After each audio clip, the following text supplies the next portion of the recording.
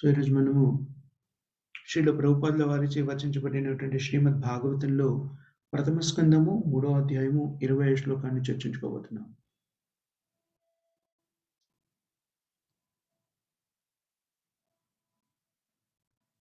క్షత్రియ రుధిరమయే జగదపగత పాపం స్నపయసి పయసి సమిత భవతాపం కేశవద్రీత భృగుపతి రూప జయ జగదీశ హరే జయ జగదీశ హరే జయ జగదీశ హరే.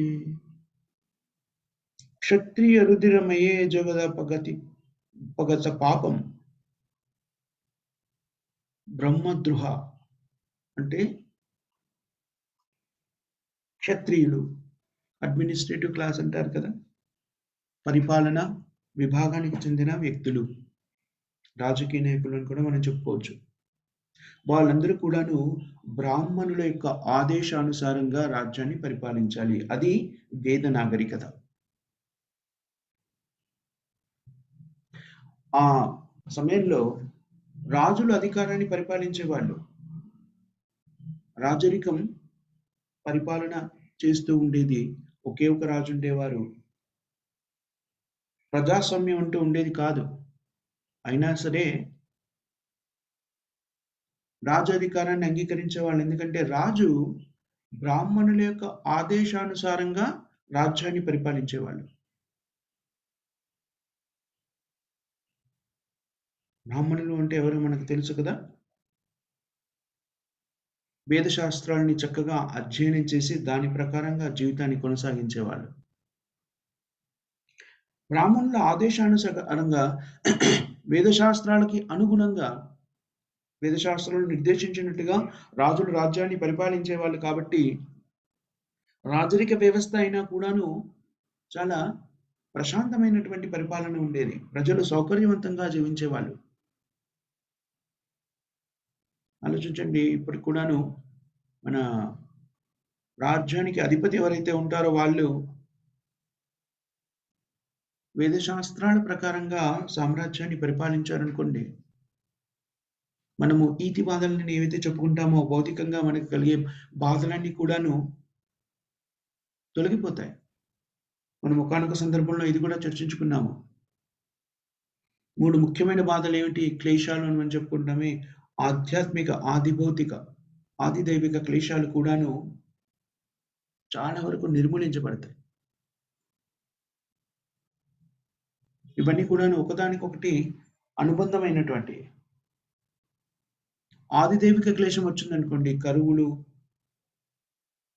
సునామీ, అతివృష్టి, అనావృష్టి, భూకంపం ఇలాంటివి వచ్చాయనుకోండి, ప్రజల జీవన స్థితి చెల్లాచెదురవుతుంది. అలాంటి స్థితిలో జీవన భృతి కోసం ఈ వ్యక్తులు ఏం చేస్తారు?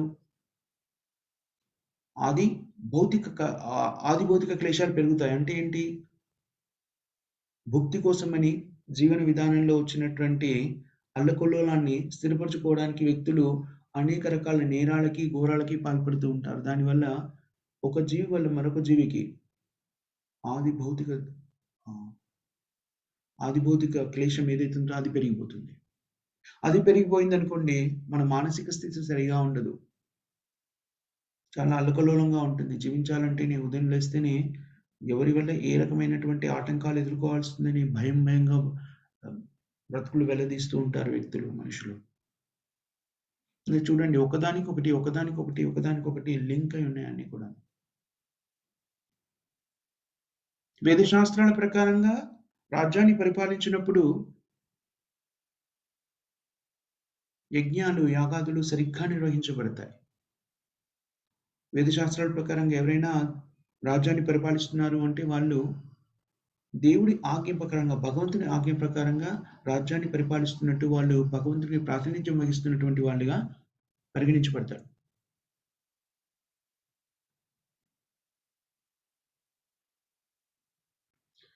ఆధునిక విజ్ఞాన శాస్త్రాన్ని, ఆధునిక విద్యా విధానంలో మనకి ఏం చేస్తున్నారంటే వ్యక్తులు మామూలు వ్యక్తుల్ని ఉన్నత స్థితిలోకి తీసుకురావడానికి ప్రయత్నం చేస్తారు. కానీ వాళ్ళని ఎలా ఉన్నతమైన స్థితిలోకి తీసుకురావాలో ఆధునిక విద్యా విధానానికి తెలీదు. అందుకని ఆ విధానాన్ని అవలంబించాలి అనుకుంటున్న వాళ్ళు, ఆ విధానాన్ని ప్రవేశపెట్టిన వాళ్ళందరూ కూడాను అనేక రకమైనటువంటి ఇబ్బందుల్లో ఇరుకొనుంటారు. ఏదైనా కూడాను ఉన్నతమైన స్థితికి వెళ్ళాలి అంటే దానికో లక్ష్యం ఉండాలి కదా! కానీ ఆధునిక విద్యా విధానం దేనికి ప్రాముఖ్యతనిస్తుంది? దాని లక్ష్యమేంది? నిజానికి ప్రత్యేకమైన లక్ష్యం అంటూ ఏం లేదు. ఆధునిక విజ్ఞానం ఏం చేస్తుంది అంటే, మన ఇంద్రియ తృప్తిని పెంచుకోవడానికి కావాల్సినటువంటి సౌకర్యాలను పెంపొంచడానికి మాత్రమే అది పెద్దగా ఉపయోగపడింది. అంతే. అంతకన్నా ఏం లేదు. బాలబాలికలు పాఠశాలకు వెళ్తారు. తర్వాత కళాశాలకు వెళ్తారు. కానీ వాళ్ళకి వేదశాస్త్రం ప్రకారంగా జీవితాన్ని ఎలా కొనసాగించాలో తెలీదు. బ్రహ్మచర్యాన్ని పాటించే విషయం తెలీదు. చాలా ప్రాథమిక దశలో ఉన్నప్పుడే వాళ్ళకి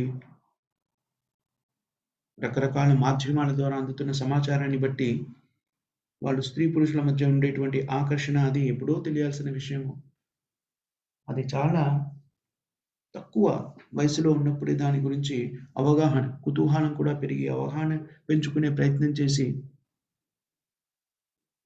రకరకాల ఆహ్, దూషిత కార్యక్రమాల్లో పాలుపంచుకుంటారు. ఇది నిజమైన విద్య కాదు. నిజమైన విద్య ఏమిటి అంటే వ్యక్తులని మానవ జీవిత లక్ష్యం వైపు పయనింపజేసేదే నిజమైన విద్య. అదే కృష్ణ చైతన్యం.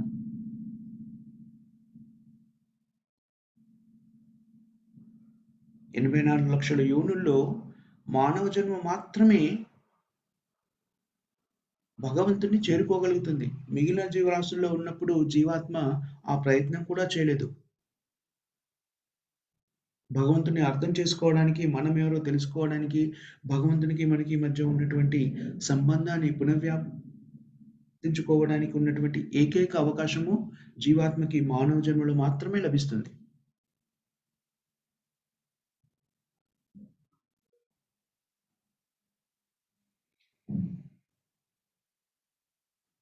అందరూ కూడాను భౌతిక ప్రపంచంలో కుక్కలు గానివ్వండి, పిల్లులు కానివ్వండి, ఎవరికి దేవతలైనా సరే, వాళ్ళందరూ కూడాను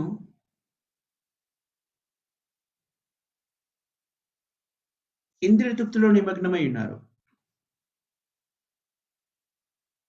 ఎంత ఇంద్రియ తృప్తిలో నిమగ్నమై ఉన్నారు అంటే, వాళ్ళకి ఇంద్రియ తృప్తి చేయడంలో ఉన్నటువంటి ఏకాగ్రత, సమయం సరిపోవట్లేదు భగవంతుని గురించి ఆలోచించేటువంటి సమయం కూడా ఉండదు వ్యక్తులకి. మనం భౌతిక ప్రపంచంలో కూడా చూస్తూ ఉంటాము. మానవ జీవితంలో ఉన్నవాళ్ళు ఆహ్, అధిక ధనవంతులు కానీ, అధిక విద్య ఉన్నా కానీ, ఇలాంటివన్నీ కూడా భౌతిక విద్య. ఇలాంటివన్నీ మనం నేర్చుకున్నాము. 6 రకాలైనటువంటి విభూతుల్లో ఏవైనా కొంత భాగం కూడా ఉన్నప్పటికీ వాళ్ళు ఇంద్రియ తృప్తి వైపు ఆకర్షితులై భక్తి మార్గంలోకి రావడానికి సమయం లేదు అని చెప్తుంటారు. ఈ భౌతిక ప్రపంచంలో భౌతికమైనటువంటి ఇంద్రియ తృప్తిలో స్థిరపడిపోవడము అనేటువంటిది ఏదైనా విభూతి మనం విభూతులు అనుకున్నాం గదా! ధనము, అందము ఆహ్, లేకపోతే అధికారము ఇలాంటివన్నీ కూడాను చాలా ప్రమాదకరమైనవి. ఎందుకనంటే మన భక్తి మార్గం నుంచి దూరం అయిపోవడానికి కారణభూతమవుతాయి.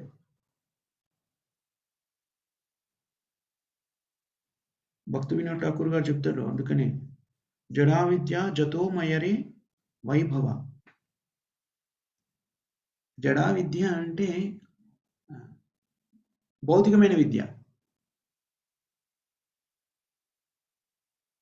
జతో మాయార వైభవ. ఈ భౌతిక విద్యతోని ఏం చేస్తారు అంటే భౌతికమైనటువంటి సౌకర్యాలను పెంచుకునే ప్రయత్నం చేస్తారు. అవెందుకు ఉపయోగపడతాయి? ఇంద్రియ తృప్తిని ఇంకా పెంపొందించుకోవడానికి మాత్రమే ఉపయోగపడతాయి. అంతే.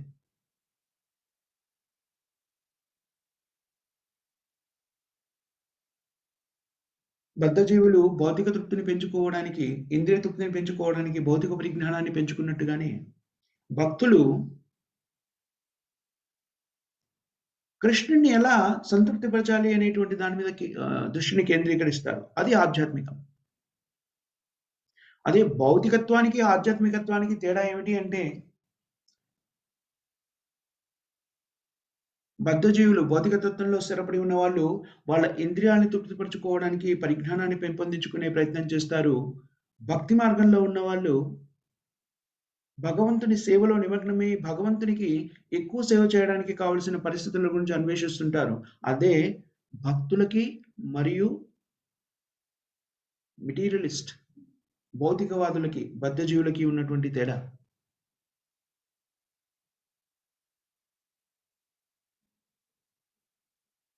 శూన్యవాదులు ఏమనుకుంటారు? ఆధ్యాత్మికము అంటే భౌతికత్వానికి వ్యతిరేకమైంది అనుకుంటారు. అందుకని వాళ్ళేం చేస్తారు, ఈ భౌతిక ప్రపంచంలో మనకి రకరకాలైనటువంటి అనుభూతులను పొందే అవకాశం ఉంది కాబట్టి, ఆ అనుభూతులు ఏమీ లేకుండా ఉండడం ఆధ్యాత్మికం అనుకుంటారు శూన్యవాదులు. ఇక్కడ రకరకాల అనుభూతుల్ని మనం చెప్తున్నాం కదా, ఏ అనుభూతులు ఉండకూడదు. అందుకని అంతా శూన్యం. అది ఆధ్యాత్మికం కాదు. అది కేవలము వాళ్ళేమంటారు, నేతి నేతి నేతి అంటే నెగేషన్, అంటే దీనికి వ్యతిరేకం, దీనికి వ్యతిరేకం, దీనికి వ్యతిరేకం. అది బుద్ధుడి సిద్ధాంతం. బౌద్ధ మతం చెప్పేటువంటి సిద్ధాంతం అది. ఇది ఎలా ఉంటుంది అంటే, మనకి ఏదైనా ఒక కాలో చెయ్యో నొప్పిపెట్టి బాధపడుతున్నాం అనుకోండి. ఓహ్! బాధగా ఉంది కదా! మీ బాధ తీరాలి అంటే మీ గొంతుకు కోసేస్తే అయిపోతుంది. మీరు మరణిస్తారు కదా! అప్పుడు ఆ బాధే ఉండదు.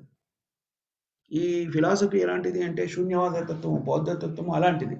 మీకు కష్టం, నష్టం జరుగుతుంది కదా భౌతిక ప్రపంచంలో, అందుకని దాన్ని పూర్తిగా వదిలేసేయండి. అప్పుడు గొంతుకని కోసారనుకోండి, మృత్యువు కదా వస్తుంది. ఇంకా మీకు బాధ ఏముంటుంది? చెయ్యి నొప్పి, కాళ్ళు నొప్పి ఏముండవు. అందుకని భౌతిక భౌతిక బౌద్ధ మతస్థులు ఏం చెప్తారు? శూన్యవాదం అన్నమాట. మీకు భౌతిక ప్రపంచంలో మీకు కష్టాలు, నష్టాలు ఉన్నాయి కదా! దాన్ని పూర్తిగా వదిలేసేయండి. నిజానికి మనకి ఏదైనా రోగం వచ్చిందనుకోండి, చెయ్యో నొప్పో, చెయ్యో కాలో నొప్పి పుడుతున్నాయనుకోండి, దానికి ఎందుకు ఆ నొప్పి కలుగుతుందో చూసి దానికి సరైన చికిత్సను అందించి ఆ నొప్పి నుంచి మనం ఉపశమనం పొందాలి. అంతేగాని నీకు ఇబ్బందులు కలుగుతున్నాయి కదా! మరి నీ గొంతుని కోసేసుకుంటే అయిపోతుంది. ఇంకా మృత్యువు వచ్చేస్తుంది. ఇంకా నువ్వు ఏ ఇబ్బందులు పడక్కర్లేదు. ఏ నొప్పులు ఉండవు. అది మన సిద్ధాంతం కాదు. మన సిద్ధాంతం ఏమిటి? మనము హరినామ సంకీర్తనని చేస్తాము. హరే కృష్ణ మహామంత్రాన్ని జపిస్తాము. ఎందుకు ఈ ప్రపంచంలో వ్యక్తులందరూ కూడాను వేదనలు అనుభవిస్తున్నారంటే, కేవలము ఇంద్రియ తృప్తిని మాత్రమే కేంద్రీకృతంగా చేసుకొని జీవితాన్ని కొనసాగిస్తున్నారు కాబట్టి వేదనలు అనుభవిస్తున్నారు. ఇక్కడ మనము మన సిద్ధాంతం ప్రకారం మనం ఏం చెప్తున్నాం ఇక్కడ? వేద శాస్త్రాల ప్రకారంగా మన సిద్ధాంతం ఏమిటి? కృష్ణ చైతన్య మార్గ సిద్ధాంతం ఏమిటి? నువ్వు నీ ఇంద్రియాలని ఆనందించు. కృష్ణుడి ద్వారా ఆనందించు. మీకు నృత్యం చేయాలనేటువంటి ఆకాంక్ష ఉందా? డాన్స్ చేయాలనే ఆకాంక్ష ఉందా? చెయ్యండి. డాన్స్ చేయడం వల్ల మీకు వచ్చేటువంటి ఆనందాన్ని పొందండి. కానీ ఎక్కడ చేయండి? అర్చ విగ్రహం ముందు కీర్తన చేస్తూ నృత్యం చేయండి. మీకు మంచి ఆహార పదార్థాలు తినాలనేటువంటి ఆలోచన ఉందా? తినండి. కృష్ణుడి ద్వారా తినండి. కృష్ణుడికి సమర్పించి ప్రసాదాన్ని స్వీకరించండి. మీకు మంచి గొంతుంది. పాడాలని కోరిక ఉందా? పాడండి. భగవంతుని నామాల్ని కీర్తించండి. భగవంతుని లీలల్ని కీర్తించండి. కృష్ణుడి లీలల్ని. మీకు పెయింటింగ్ చేసేటువంటి ఒక కళ ఉందా మీ దగ్గర? చేయండి. కృష్ణ లీలల్ని పెయింట్ చేయండి. ఇది కృష్ణ చైతన్యం ఇచ్చేటువంటి విజ్ఞానము, విద్య. ఏది కూడా సొంతగా నా ఇంద్రియ తృప్తి కోసం నేనే చేయట్లేదు. భగవంతుని కేంద్ర బిందువుగా చేసుకొని చేస్తున్నాం కాబట్టి మనకి ఇంద్రియ తృప్తి కలుగుతుంది. కానీ అది భగవంతుని ద్వారా కలుగుతుంది కాబట్టి అది భౌతిక ఇంద్రియ తృప్తి నుంచి విముక్తం చేయబడుతుంది. అందమైన చిత్రాలు వేయడంలో నాకు ఆనందం ఉంది. నా ఇంద్రియాలు కూడా ఆనందం పొందుతాయి. అది నా కళ అనుకోండి. నాకొచ్చినటువంటి విద్య అనుకోండి. చేయండి, దాంట్లో తప్పు లేదు.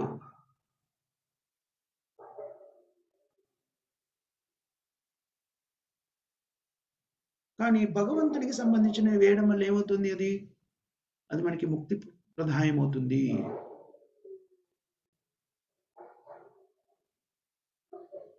సో, కృష్ణ చైతన్యం ఏం చెబుతుందంటే మనకి ఏ అభిరుచి అయితే ఉందో ఆ అభిరుచిలోనే లీనం కండి. ఎందుకంటే మన అభిరుచుల్ని మార్చి ఇంకో కొత్త పద్ధతిని అవలంబించాలి అంటే అది సులభము కాదు, సాధ్యము కాదు.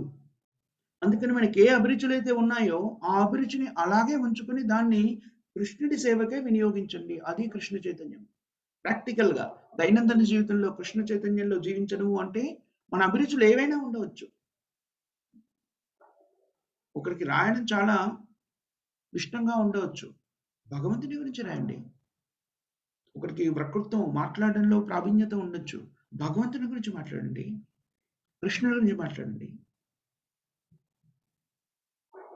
అది కృష్ణ చైతన్యంలో జీవించడము అంటే అదే అన్నమాట. అంతేగాని ఓహ్! నేను ఇవన్నీ వదిలేయాలి ఎలా అక్కర్లేదు.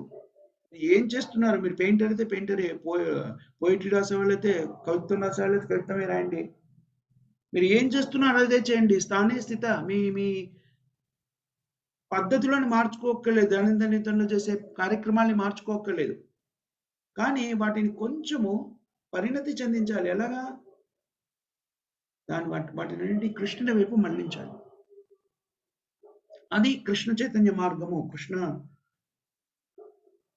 చైతన్య విధానం ద్వారా జీవించడం అంటే అది.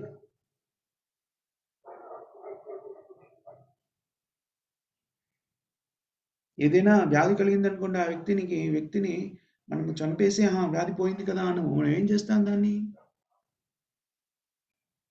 ప్రతిదాన్ని కూడా కృష్ణుడి వైపు మళ్లిస్తాం మనం. దానివల్ల ఏం జరుగుతుందంటే మన హృదయం శుద్ధి చెందుతుంది. మనము కృష్ణుడి వైపు మన దృష్టిని కేంద్రీకరించలేదనుకోండి, మనం ఇంకా ఎక్కువ పాపకార్యాల్లో నిమగ్నమైతూ పోతూ ఉంటాం. తద్వారా ఏం జరుగుతుంది? అంతా కూడా కాలుష్యమయమవుతుంది.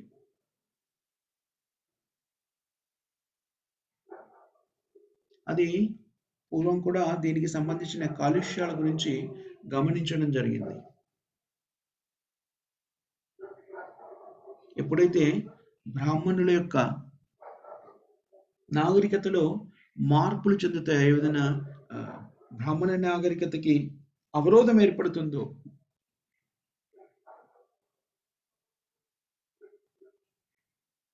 బ్రాహ్మణ నాగరికత అంటే ఏమిటి? వ్యక్తులందరినీ కూడాను ఆధ్యాత్మిక పురోగతి వైపు నడిపించడమే బ్రాహ్మణ నాగరికత. ఆధ్యాత్మిక పురోగతి అంటే ఏమిటి? ఆత్మసాక్షాత్కార జ్ఞానము అంటే విష్ణువు, భగవంతుడైన కృష్ణుని సంతృప్తిపరిచే మార్గాన్ని స్వీకరించడం.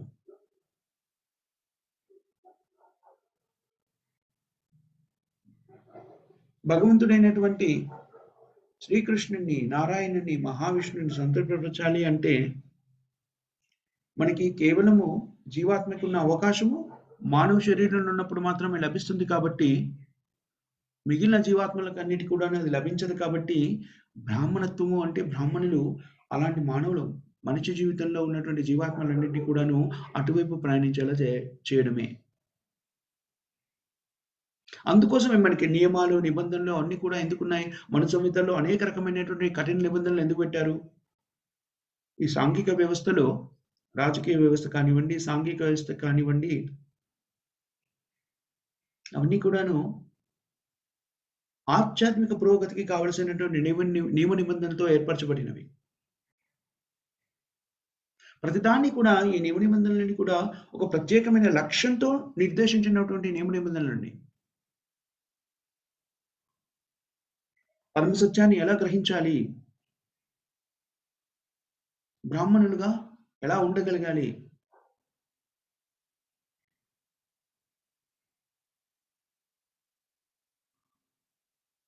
అప్పుడు అది నేర్చుకున్నాము అంటే జీవితం పరిపూర్ణమవుతుంది. పరమసత్యము అంటే ఎవరు? భగవంతుడెవరు? కృష్ణుడెవరు? కృష్ణుడి సేవలో మనం ఎలా నిమగ్నమై ఉండాలి? ఈ విషయాలన్నీ అవగతం చేసుకుంటే మన జీవితము పరిపూర్ణమవుతుంది. ఎందుకనంటే మానవ జీవిత లక్ష్యం వైపు అది అడుగులు వేయడం కాబట్టి.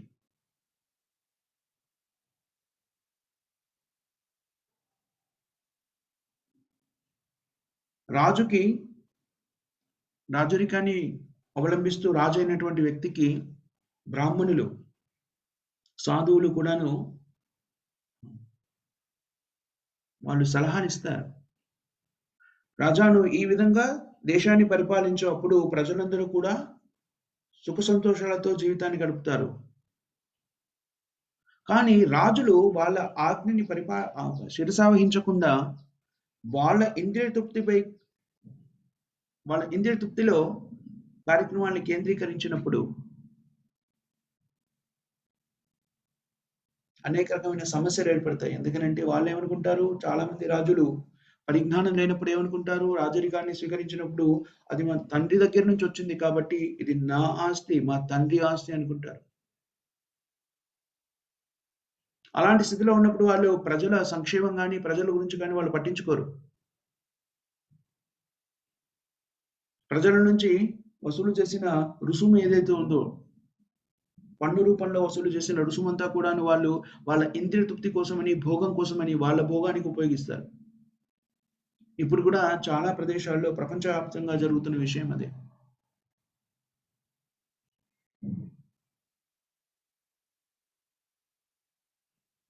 పన్నులుగా సేకరించినటువంటి దాన్ని చాలా సార్లు ప్రభుత్వ ఉద్యోగులు, ప్రభుత్వానికి సహకరించేటువంటి ప్రభుత్వ సేవకులకి పంచడానికే సరిపోతుంది. తద్వారా ప్రజలకి ఏ సంక్షేమ కార్యక్రమాలు కూడా పెద్దగా జరుగుతున్నట్టు మనకు కనబడదు.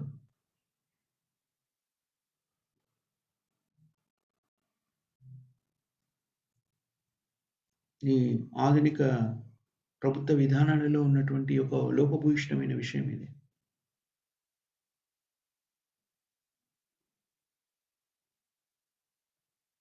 అదేంటి అంటే ఇది భౌతిక ప్రపంచం యొక్క స్థితి అంతే. మనం ఎంత చక్కని విధి విధానాల్ని, ప్రణాళికల్ని ఏర్పరిచినా కూడాను అవి మెల్లమెల్లగా క్షీణించిపోతూ ఉంటాయి. కాలానుగుణంగా కాలం మారుతున్న కొద్దీ ఎంత ఉన్నతమైనటువంటి వాటిని నియమ నిబంధనల్ని ప్రవేశపెట్టినా, ఎంత మంచి ప్రణాళికని సిద్ధం చేసినా కూడాను కాలాను అలా కాలము ముందుకు వెళ్తున్న కొద్దీ అవన్నీ కూడా క్షీణించి నశించిపోతూ ఉంటాయి. అలా జరిగినప్పుడు కొన్నిసార్లు రాజులు లుపాన్ రాజులు తమ విధి నిర్వహణలో ఏంటది అశ్రద్ధని కనబరుస్తారు. అలా విధి నిర్వహణలో అశ్రద్ధని కనబరిచారనుకోండి, భౌతిక ప్రపంచంలో దాని కాలానుగుణంగా దాని స్థితిని బట్టి మెల్లమెల్లగా పరిస్థితులు దిగజారిపోతున్నప్పుడు రాజులు సరియైన నిర్ణయాలు తీసుకోకుండా నిర్లక్ష్యాన్ని వహించారనుకోండి, ప్రజా జీవితం ఇంకా దుర్లభమవుతుంది. అలాంటి స్థితిలో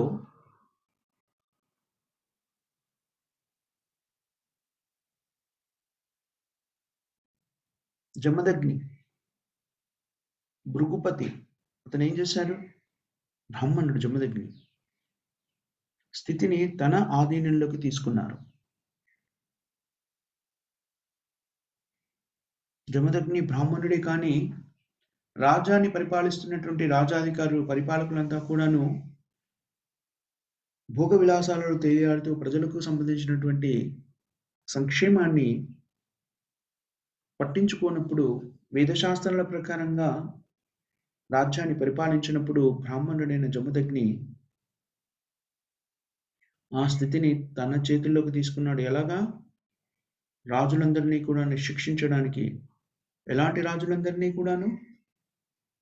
బాధ్యతారాహిత్యంగా ఉన్నటువంటి రాజులందరినీ శిక్షించడానికి 21 సార్లు క్షత్రియులందరినీ కూడా సంహరించాడు.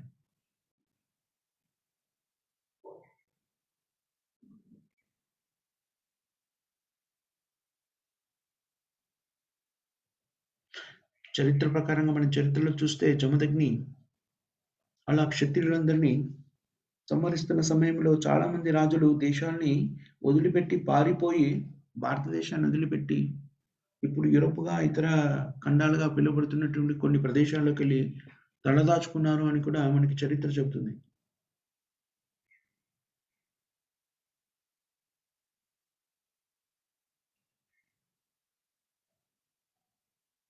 అందుకని ఒకానొక సందర్భంలో ప్రభుపాదుల వారు చెప్తారు. యూరోప్ మరియు అమెరికా ఇలా అక్కడ ఉన్న వాళ్ళందరినీ కూడాను ముఖ్యంగా యూరోప్ నుంచి ఆహ్, ప్రజలు అమెరికాకు వలస వెళ్లారు కాబట్టి యూరోప్‌లో ఉన్న వాళ్ళందరూ కూడాను నిజానికి భారతదేశం నుంచి పారిపోయిన క్షత్రియ వంశస్థులు అని చెప్తాడు.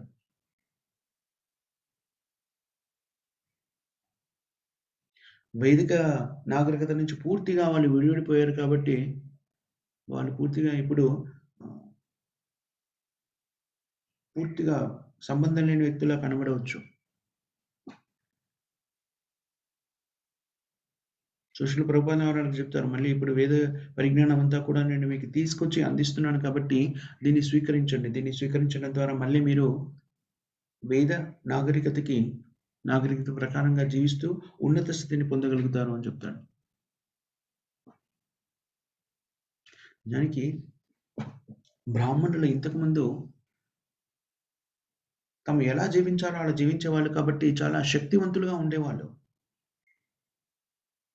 అందుకని వాళ్ళు ఎంత శక్తివంతులు అంటే తమ శక్తిని అధికారం కోసం వినియోగించేవాళ్ళు కాదు. అందుకని వాళ్ళే స్వయంగా రాజ్యపీఠాన్ని స్వీకరించి మేము రాజులం అవ్వాలి అనుకునేవాళ్ళు కాదు.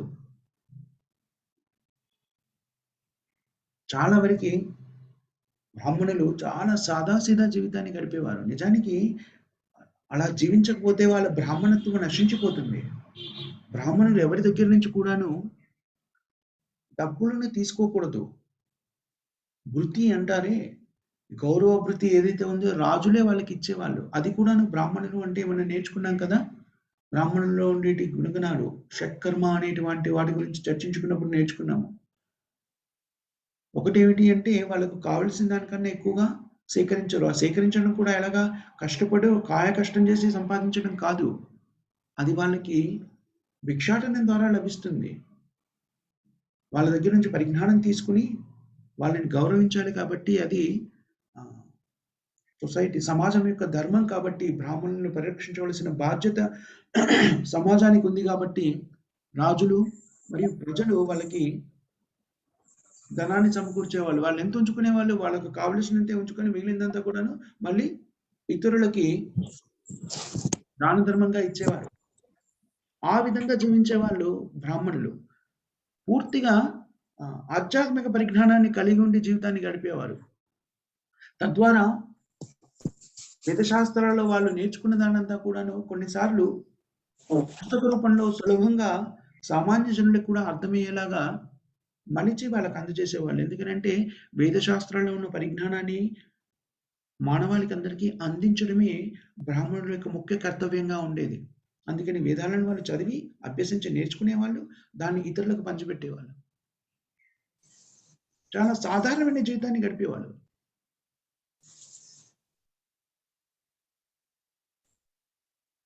ఎప్పుడు కూడాను వాళ్ళు రాజ్యపాలన కోసమని, అధికారం కోసమని పోటీ పడలేదు. అధికారం గురించి ఆలోచించలేదు. దాన్ని స్వీకరించలేదు.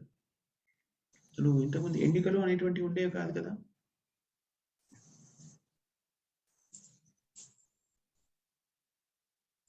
క్షత్రియ రుధిర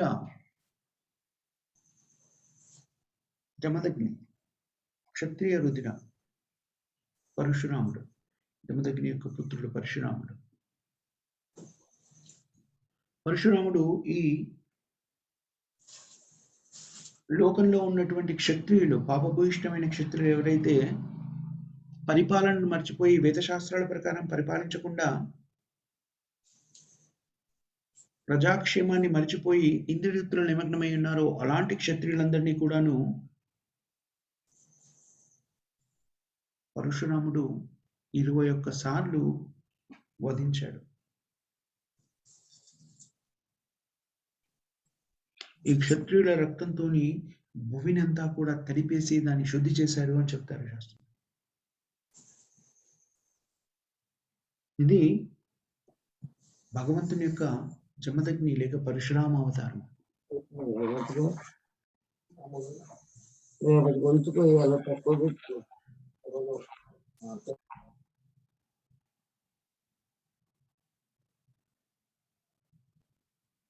కొంతమంది సాధువులు, సాధు స్వభావం ఉన్నటువంటి వ్యక్తులు ఇప్పటికి కూడా కొంతమంది జీవిస్తున్నారు.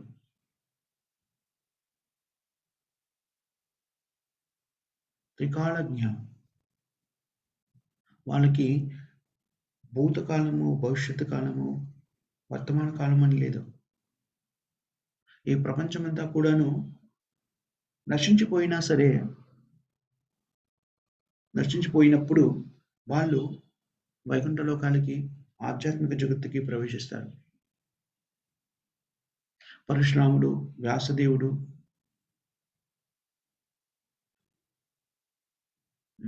వీళ్ళందరూ కూడాను ఇప్పటికి కూడా జీవిస్తున్నారు అని శాస్త్రం చెప్తుంది. ఎందుకంటే వాళ్ళు చిరంజీవులుగా పిలువబడ్డారు.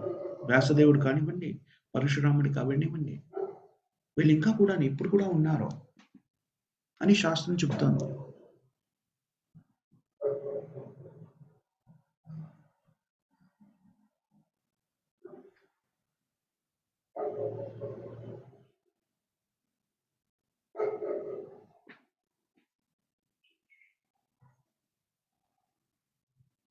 సో బ్రాహ్మణుల యొక్క లక్ష్యం ఏమిటి అంటే, బ్రాహ్మణుల యొక్క విధి బాధ్యత ఏమిటి అంటే, సరియైన పరిపాలన రాజులు క్షత్రియులు సరియైన పరిపాలన ప్రజలకు అందించేలా చూడాల్సిన బాధ్యత బ్రాహ్మణులది. వాళ్ళు చాలా శక్తిమంతులుగా ఉంటారు. శాస్త్రం ద్వారా అభ్యసించినటువంటి విద్యా విధానంతో చాలా శక్తిమంతులుగా ఉంటారు. మనం నేర్చుకున్నాము. ఒక 2-3 డేస్ క్రితం, 2-3 రోజుల క్రితం చర్చించినప్పుడు వీణ అనేటువంటి మహారాజు దుష్టత్వంతోని రాజ్యాన్ని పరిపాలిస్తున్నప్పుడు బ్రాహ్మణులు తమ శక్తి ద్వారా వీణని మరణించేలా చేశారు. అస్త్రశస్త్రాలు చేతపట్టకుండానే వీణి అనే మహారాజుని తమ మంత్రశక్తితో సంహరించేశారు.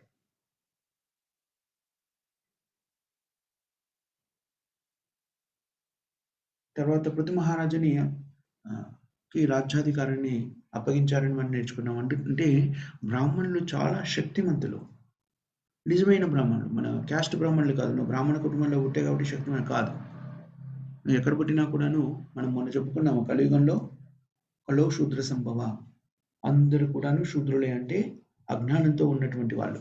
ఎప్పుడైతే వేద జ్ఞానాన్ని సంతరించుకొని వేద జ్ఞానం ప్రకారంగా వేదాలు చెప్పినట్టుగా జీవితాన్ని కొనసాగిస్తారో వాళ్ళు బ్రాహ్మణులు అవుతారు.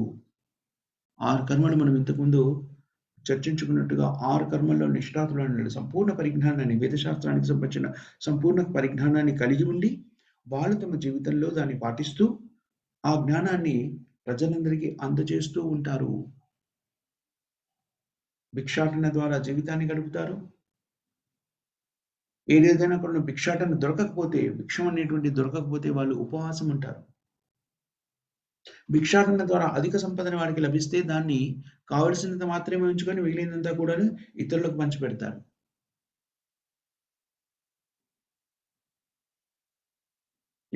ఇలాంటి గుణగణాలు ఉన్నటువంటి వ్యక్తులు నిజంగా బ్రాహ్మణులు. పుట్టుకతోని ఎవరు కూడా బ్రాహ్మణులు కాదు. కలియుగంలో బ్రాహ్మణులను చూడడం కూడాను చాలా నిజమైన బ్రాహ్మణులని చూడడం కూడా చాలా కష్టమైన స్థితి. మనకి నిజమైన బ్రాహ్మణులు కూడా ఎక్కడ కనిపిస్తారు అంటే చాలా కొద్ది మంది కనిపిస్తుంటారు. దాంట్లో ఆ కొద్ది మంది ఎందులో ఉన్నారు అంటే, ఇప్పుడు నిజం చెప్పాలంటే కృష్ణ చైతన్య మార్గంలో స్థిరపడి ఉన్న వాళ్ళలో మాత్రమే కొంతమంది కనబడుతుంటారు బ్రాహ్మణుల జీవితాన్ని జీవిస్తున్న వాళ్ళు. బాహ్య ప్రపంచంలో నిజాయితీగా చూస్తే, శాస్త్రాలని పరిగణలోకి తీసుకుని బాహ్య ప్రపంచంలో చూస్తే అసలు మనకి బ్రాహ్మణులు ఎక్కడా కనిపించరు, లేరు.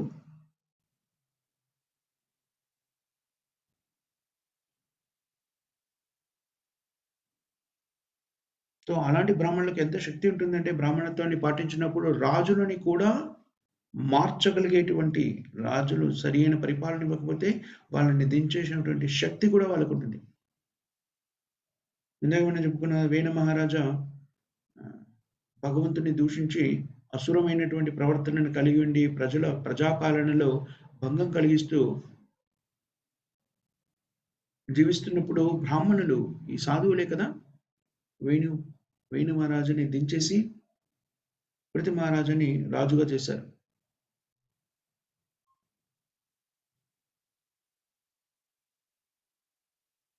సో, మానవ జీవిత లక్ష్యం ఏంటంటే, బ్రాహ్మణుల లక్ష్యం ఏంటంటే, సరియైన ప్రజాపాలన ఉందనుకోండి, ఈతి బాధల నుంచి ప్రజలు రక్షించబడతాడు.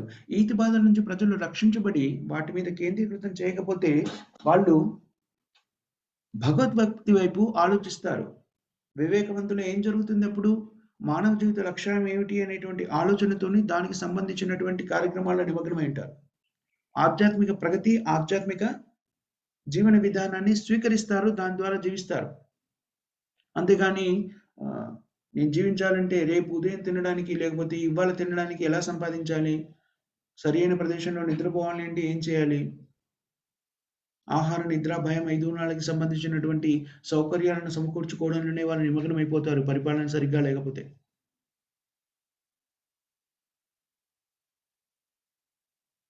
అందుకని మానవ జీవిత లక్ష్యాన్ని మర్చిపోతారు. అందుకని సరియైన పరిపాలన ఉండడం అనేటువంటిది చాలా ముఖ్యమైనది. బ్రాహ్మణులు కేవలం మేమేదో సలహా ఇస్తున్నాం, మీరు పాటిస్తే పాటించండి, లేకపోతే లేదు అని కాదు. అధికారికంగా ఎంత శక్తిమంతులు అంటే, దీన్ని మీరు శిరసావహించాలి అని చెప్పగలిగేటువంటి శక్తిమంతులు. అందుకని రాజులు బ్రాహ్మణులను గౌరవించేవారు. వాళ్ళు శక్తిమంతులు కాబట్టి. క్షత్రియుల యొక్క లక్షణం ఏమిటి అంటే, వాళ్ళు శక్తిమంతులుగా ఉంటారు కాబట్టి శక్తికి వాళ్ళు చాలా ఎక్కువ ప్రాధాన్యత ఇస్తారు. బ్రాహ్మణులు ఎలాగా? భౌతికంగా వాళ్ళు శక్తిమంతులు కాకపోయిండొచ్చు. అస్త్రశస్త్రాలను ప్రయోగించే శక్తి లేకపోవచ్చు. కానీ వాళ్ళకి వేదశక్తి ఉంది, మంత్రశక్తి ఉంటుంది. పరిజ్ఞానం ద్వారా వాళ్ళు రాజులని అధీనంలో ఉంచుకునేవాళ్ళు. ఎందుకు బ్రాహ్మణులకి ఏంటి? చాలా మంది అడుగుతుంటారు. అందుకని కృష్ణ చైతన్యం అనేటువంటిది ఒక విభాగానికి చెందిన విషయం కాదు. అన్ని విభాగాలకు చెందిన విషయము. రాజకీయ, సాంఘిక, ఆర్థిక, మానసిక, ఆరోగ్య అన్ని రకాల విభాగాలని కూడా ప్రభావితం చేసి సరియైన మార్గనిర్దేశనం చేయగలిగేటువంటి శక్తి కృష్ణ చైతన్యానికి మాత్రమే ఉంది. ఇంకా దేనికి కూడా లేదు. ఇంకా ఏ విధమైనటువంటి ఆలోచనలు కానీ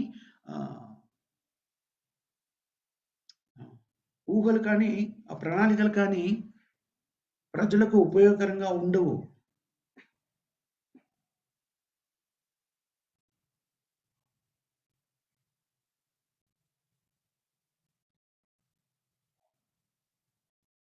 అదేవిధంగా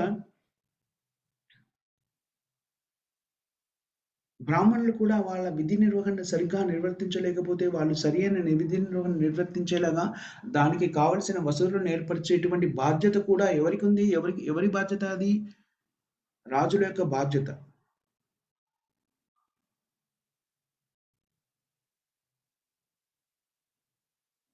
సో, ఇలాగా క్షత్రియులు వాళ్ళ బాధ్యత నిర్వర్తించేలాగా కొన్ని చోట్ల బ్రాహ్మణులు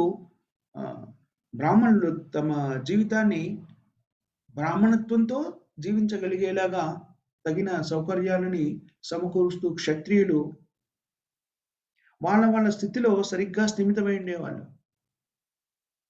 అదే వర్ణాశ్రమ ధర్మాన్ని పాటించినప్పుడు ఇవన్నీ కూడాను సభ్యంగా ఉంటాయి.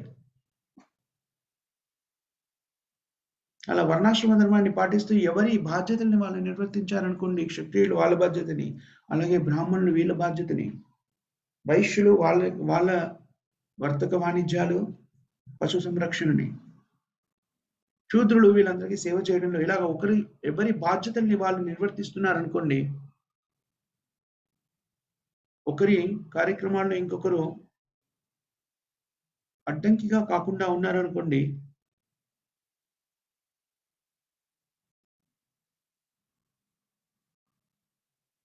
ప్రజా జీవనము సౌకర్యవంతంగా ఉంటుంది. వాళ్ళకి సమయం ఉంటుంది. కాబట్టి వాళ్ళకి ఆలోచన వస్తుంది. నేనెందుకు ఇక్కడున్నాను? అలాంటి ఆలోచనలతోని భక్తి మార్గం వైపు, మానవ జీవితం లక్ష్యం వైపు పయనిస్తారు.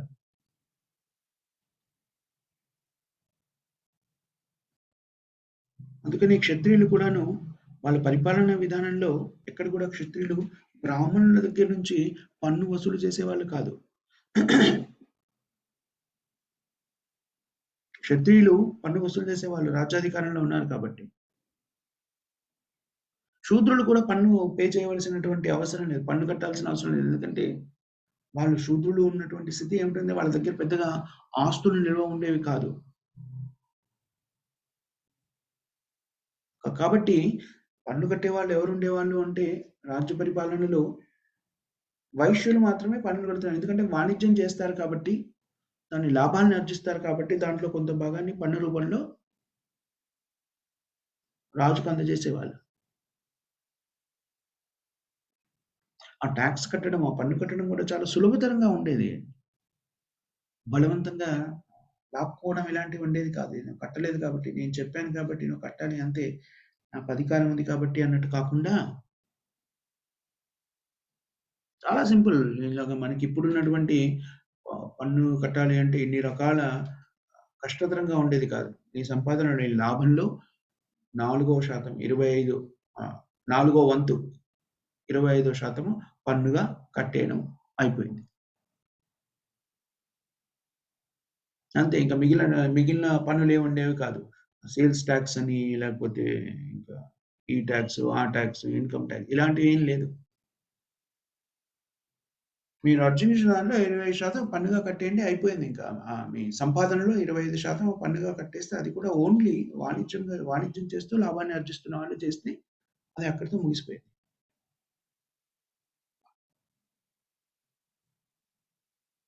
వ్యక్తులకి లాభమేమి రాలేదనుకోండి, వాళ్ళకప్పుడు పన్ను కూడా ఉండేది కాదు. ఇదంతా కూడాను శాస్త్రబద్ధంగా, శాస్త్రానుసారంగా పరిపాలన సాగించినప్పుడు ఇదంతా కూడా సాధ్యమవుతుంది.